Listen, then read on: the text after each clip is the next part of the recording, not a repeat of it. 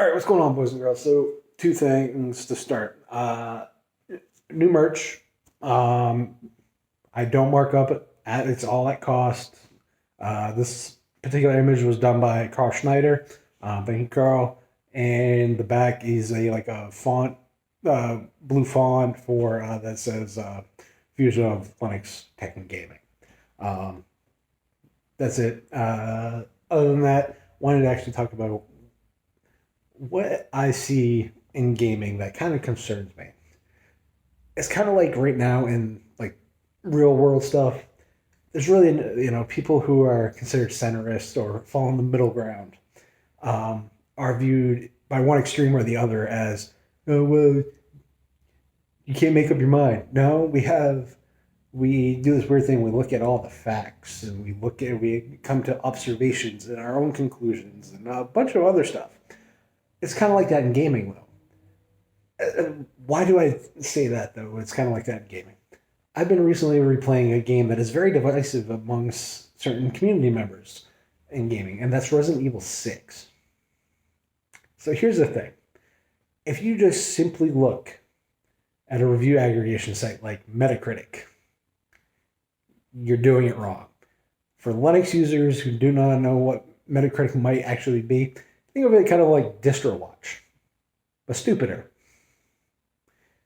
Or much, much more stupid. Either way, however you want to say it.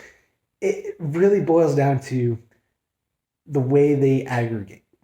You'd think they just take a bunch of websites and come up with an average, and that's how they do it. They're a review aggregator. No, that's not how that site works. Each website is given a weighted average. So, example, if you're ranking video games, IGN's opinion is going to mean more than something like Game Reactor or some of those kind of smaller tech review sites and stuff, game review sites and stuff, which that's not how that should work. You just take all the average, and that's what it is. So when you look at something like Resident Evil 6, it doesn't have the best Metacritic score. Here's the thing. I've been replaying that game, and with replaying that game, I've come to one conclusion. It's not that bad. It's not great, but it's not that bad. Personal experience is kind of a bitch. The thing that irks me is, as an action game, which is what this is, with some horror elements here and there, this game is probably a 6.5. It's not a great game, but it is not terrible. It's a solid action game. However, as a Resident Evil game, as a survival horror game, it is god-awful. So if you take away the Resident Evil name from this and put anything else on that title, it would have been a 6.5. And that's kind of where we're at with gaming, though. It's like, oh, it's got to be a 10, or anything anything less than a 9 is garbage. And it's like, I don't see a lot of 7s and a lot of this other stuff. Gamers have this weird expectation of up here for everything, and it's unrealistic. My biggest gripe, though, really does boil down to some games are just going to be middle of the road, and that's okay. And what I find really intriguing is when I've told people that I've been replaying Resident Evil 6, they look at me and like, why are you playing that? It's awful. As a Resident Evil game, yes, it's awful. As an action game, change it to whatever you want. Non-Resident Evil title, it's a solid game. And that's what I've come to kind of the conclusion lately. A lot of these games that people say are terrible aren't necessarily terrible. They're not good, but they're not bad. If the game's mechanics are solid, if X, Y, or Z, you can, that's really what it boils down to. Is it functional? If it's functional, then it's a 5 to begin with. I mean, that's a 1 in every, if you do 5 categories, that's literally a 1 in every category.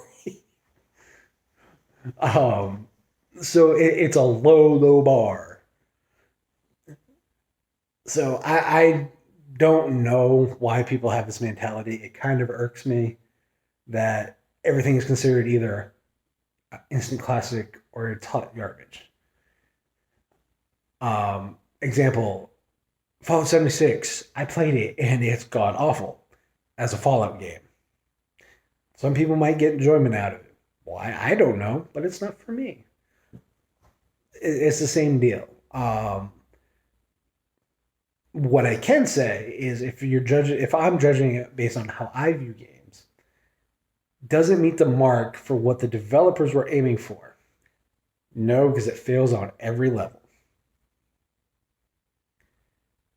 Because to me, the way I grade games for my personal use and entertainment is here's what they were aiming for, here's where they're at, how close did they get? And I think that's a fair take on a game.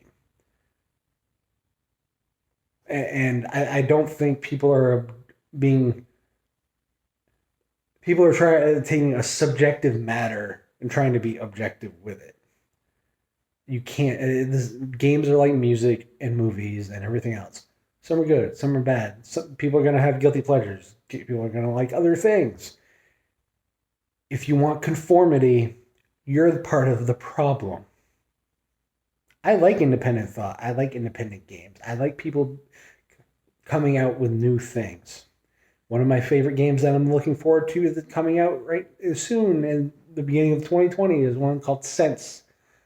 And it's a cyberpunk ghost story. But the artwork's risque and people don't like it. I don't care about the artwork. It's cyberpunk. That's why I like it. So, what's your take? What do you guys think is. Are there games that you play and you're like, these are bad? I should not like these, but I do? Because I have a lot of games like that. What are yours?